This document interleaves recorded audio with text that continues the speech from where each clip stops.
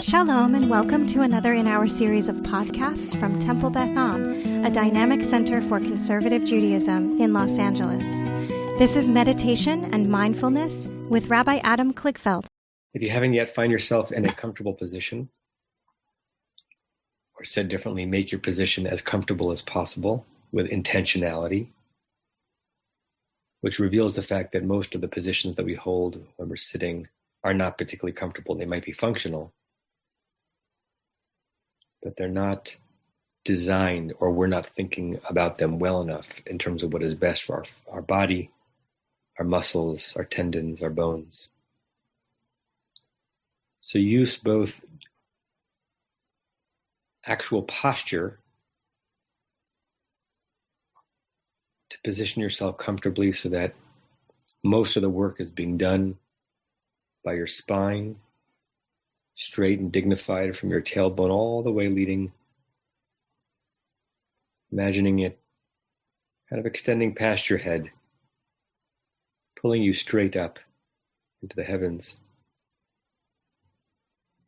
and extending past your tailbone as if it's anchoring you down to the ground. And even if that's a little bit of magical thinking, it allows everything around it to hang like a weeping willow, to release,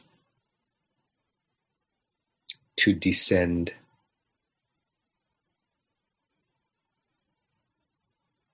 Allow your body to feel heavy and perhaps tingling as you become aware, almost for the first time today, of the true majesty of the body that is the encasement of your soul.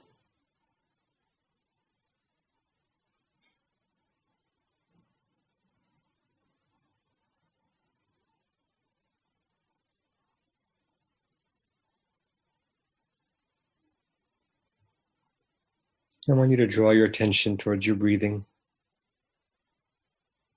that kind of attention that we do as a part of nearly every meditation, where we move that biological function from unconscious, from automatic, from not requiring thinking, to being very conscious, very intentional, very deep,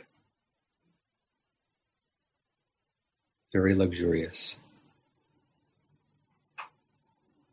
And you can do this without changing your breathing. You don't have to breathe in any farther or harder than you had been. You can if you want, but you can just be aware of it.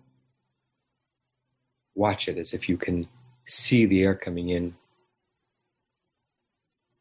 You can watch it filling up your lungs. You can almost see the magical, except that they're not magical, they're just wondrous interactions between the oxygen and the vessels in your lungs. You can maybe even see the vessels carrying the oxygen through your blood to all the places in your body that need them.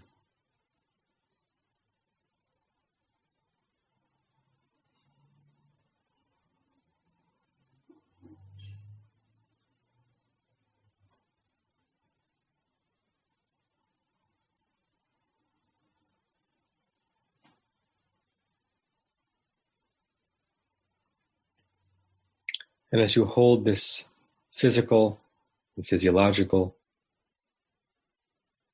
and breathological position,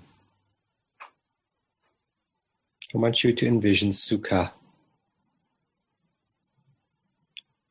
It can be a specific Sukkah, perhaps one that's at your home, or that you remember from a childhood,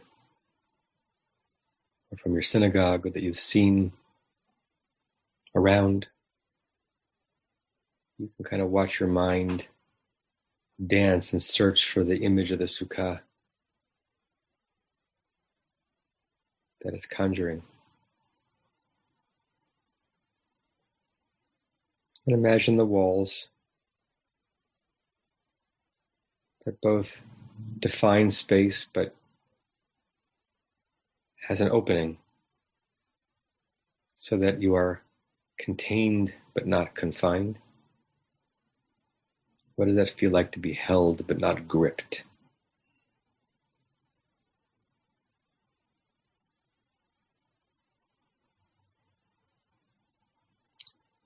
And you can imagine the schach, the covering up top, plucked from the earth, a natural canopy that offers protection from the sun, can offer protection from the rain, and represents a more ethereal protection, a divine protection that is greater and grander than any specific covering it offers. So what does it feel like to be on the sides contained, but not constrained or confined? And what does it feel like from the top to be protected, but not pushed down? Because those openings in the schach connect you to the expanse beyond you.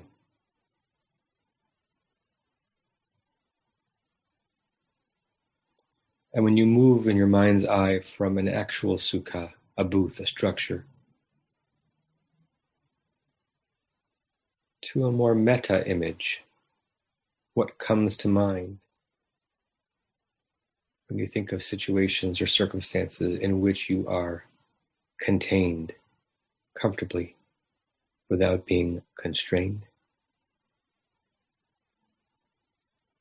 and protected from the elements, but not cloistered, not disconnected from the world.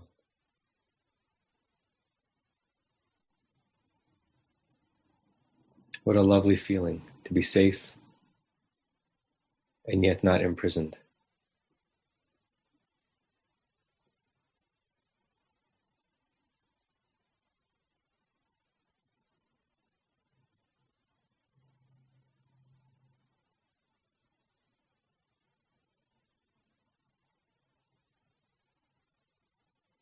And if that is a lovely place to be,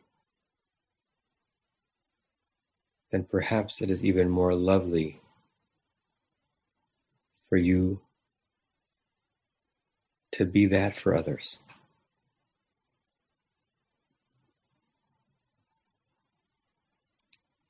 In what way can you be a sukkah, offering containment without constriction, offering protection without smothering,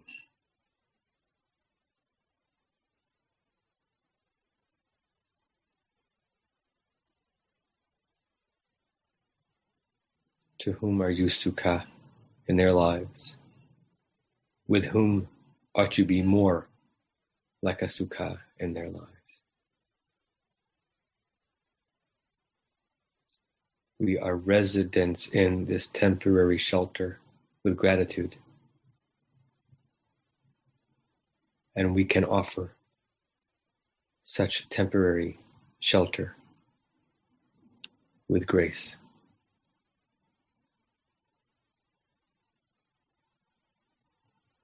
So that all receive that shelter from us, feel that they have just enough to be okay.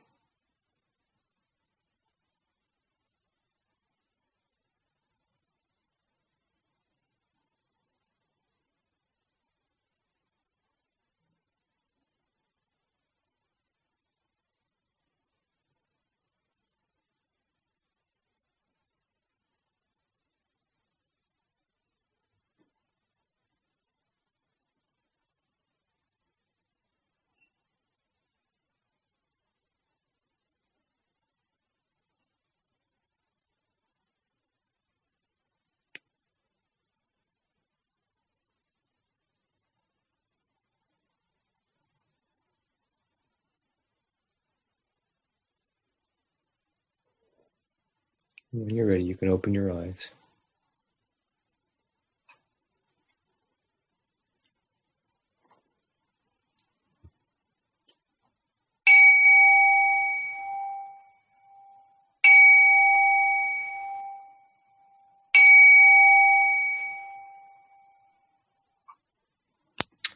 I'm going to pull up the closing meditation prayer we can recite together.